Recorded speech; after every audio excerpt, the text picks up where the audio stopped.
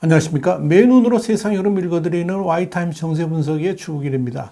일본과 필리핀이 중국과 영유권 분쟁을 벌이면서 중국을 실질적으로 위협할 수 있는 군사적 조치들을 취하면서 중국이 긴장하고 있습니다. 요미우리 신문이 3일 보도한 바에 따르면 일본은 최근 중국과 영유권 분쟁지인 센카쿠 열도, 중국명으로는 다오이다오라고 그러죠. 이 센카쿠 열도를 중심으로 육해공 군사력을 늘려가고 있었습니다. 그런데 특히 지난 2일 센카쿠 제도에서 170km 떨어진 이시카키 섬에 신규 미사일 부대 주둔지를 구축했습니다. 이곳에는 사정거리 200km인 일본 독자 미사일 12식 지대함 유도탄을 배치합니다. 이로써 일본은 적국 함정이 센카쿠 열도 인근에 진입하게 되면 공격할 수 있는 대함 미사일 능력을 갖추게 됐습니다.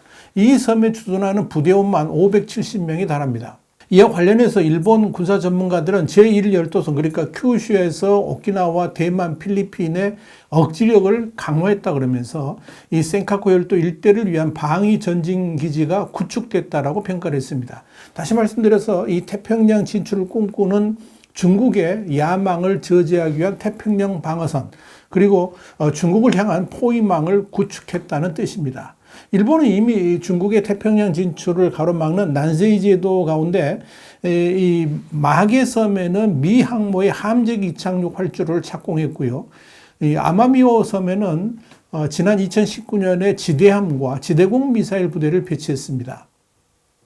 또 오키나와 본섬에는 일본 자위대 여단을 4단으로 증강시켰고 대형 무기고도 확대했습니다. 그리고 미야코 섬과 이시카키 섬에는 지난 2019년과 2023년에 각각 지대함과 지대공 미사일 부대를 배치했습니다. 여기서 이시카키 섬은 센카쿠 열도와 불과 170km에 불과합니다.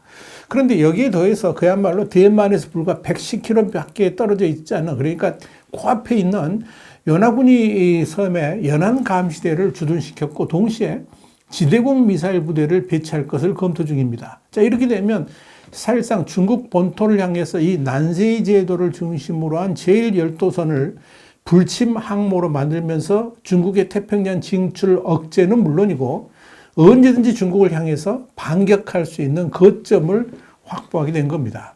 2일 대규모 군사 거점인 이 오키나와 본섬의 나하시하고 한 400km 떨어져 있는 이시카키 섬의 주둔지 개소식에 참석한 이 하마다 야스카즈 방위상은 부대 배치는 국가를 지키겠다는 의지의 표명이며 부대원 여러분은 그 선봉에 서 있다 그러면서 이 센카쿠 열도는 일본 방위의 최전선에 위치해 있다라고 강조했습니다.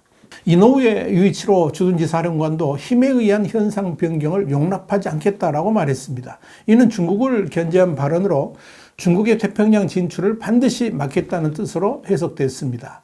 일본 방위성은 앞으로 대만 코앞의 요나구니 섬에도 미사일 부대를 추가 배치하는 방안을 검토하고 있습니다. 이들 섬에 배치된 미사일은 현재 사정거리 200km지만 내년부터 사정거리 1200km 이상인 토마호크 미사일도 포함됩니다.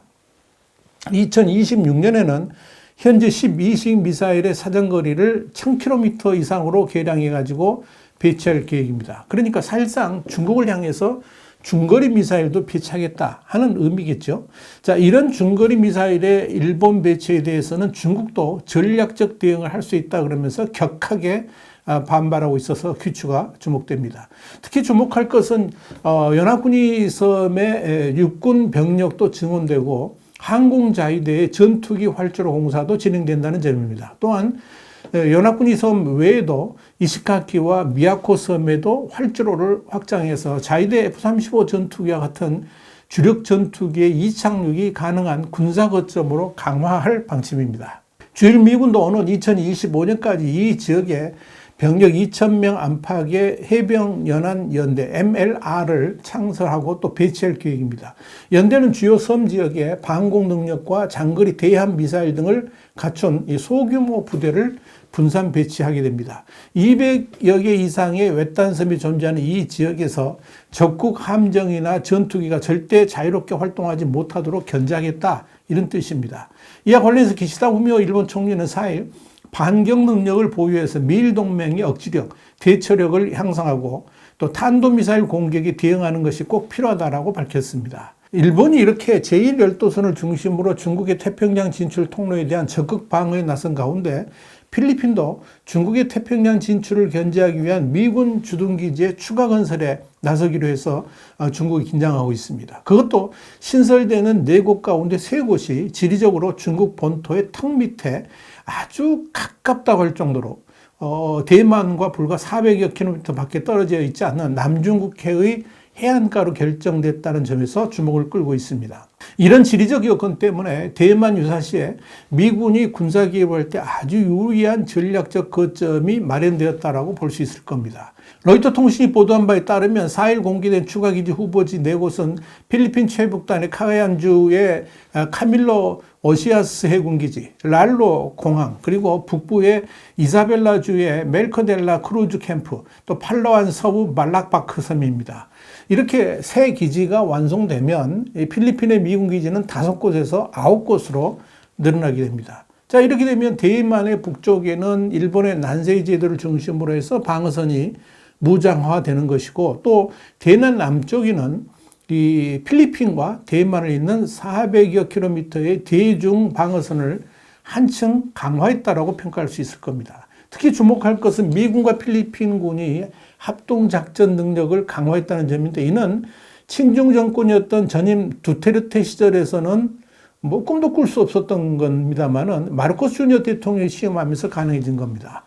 여기에 대해서 필리핀 국방부는 전략적으로 매우 중요한 남중국해 무역로를 보호해야 된다라고 말을 했습니다. 필리핀이 이렇게 적극적으로 미군 기지 건설에 나선 이유는 전임 두테르테 정권이 친중적 정책을 펼치면서 중국에 구애를 했음에도 중국이 필리핀을 향한 위협이 여전히 존재하기 때문에 그렇습니다. 자유아시아 방송, 그러니까 RFA 중국어파는 지난 3월 8일 중국 어선들이 필리핀 당국의 경고에도 불구하고 사비나 암초를 비롯해서 티투 섬에 정박하면서 필리핀을 괴롭히고 있다라고 보도했습니다. 중국의 어선들은 최근에도 필리핀이 영유권을 주장하는 해역이 들어와서 조업을 하는 것은 물론이고, 필리핀의 해경선이 다가가면 오히려 저항을 하거나 또는 공격적 행동을 취하고 있는 것으로 알려졌습니다. 지난 3월에는 이 필리핀 영유권 해역을 지나가는 미군 함정에 대해서 위협을 가하기도 했습니다. 심지어 중국은 필리핀 영해를 점유하고 있는 중국의 민간 선박을 호위하기 위해서 해양경비대와 해군 함정을 보냈는데, 이는 분명한 도발 행위에 해당된다라고 필리핀 당국은 지적하고 있습니다.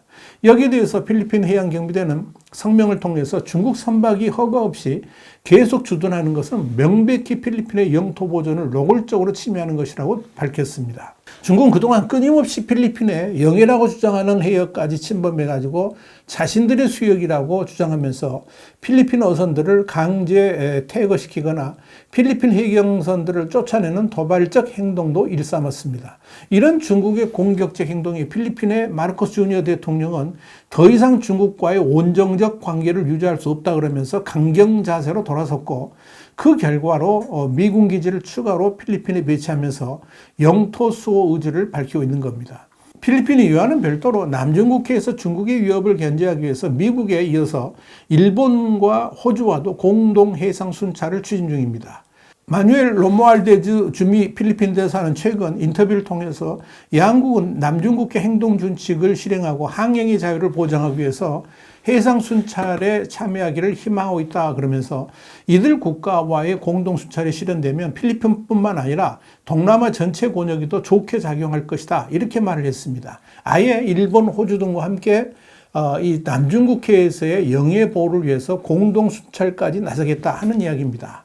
자, 필리핀이 이렇게 미군에게 4곳의 군사기지를 내주는 등 강경한 자세를 취하니까 중국은 필리핀에 차관급 고위 당국자를 파견해가지고 중국과 필리핀은 바다를 사이에 두고 서로 마주보고 있는 가까운 이웃이라 그러면서 건강하고 안정적인 관계를 유지하는 것이 양국민의 염원을 따르는 일이고 양국 공동의 이익에 부합한다라고 말했습니다. 그러면서 두 나라 사이에 영유권 갈등이 존재하는 남중국해 문제를 양자 관계의 적절한 위치에 둬야 된다 그러면서 우호적 협상을 통해서 이견을 적절히 처리하고 중국과 필리핀 관계와 지역의 안정적인 대국을 함께 수호해야 된다라고 부연했습니다. 그러나 이런 중국의 태도는 그야말로 코미디에 다름없습니다.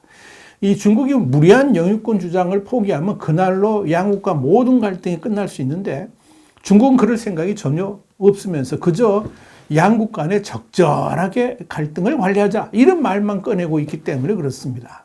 결국 중국은 재발등을 찍은 겁니다. 대만을 향해서 날이 먼 날마다 위협을 가하고 일본이 실효 지배 중인 센카쿠 열도를 호시탐탐 노리고 있습니다. 그러면서 필리핀 영해까지 넘보면서 침을 흘리고 있는 겁니다. 그런 침략적 행동에 주변국들이 가만히 있을 리가 없죠. 결국 중국의 과도한 욕심이 중국 경계심을 키웠고 그런 자구 노력이 이제 중국을 오히려 강하게 압박하는 계기로 발전해가고 있는 겁니다. 와이타임 정세 분석이었습니다. 감사합니다.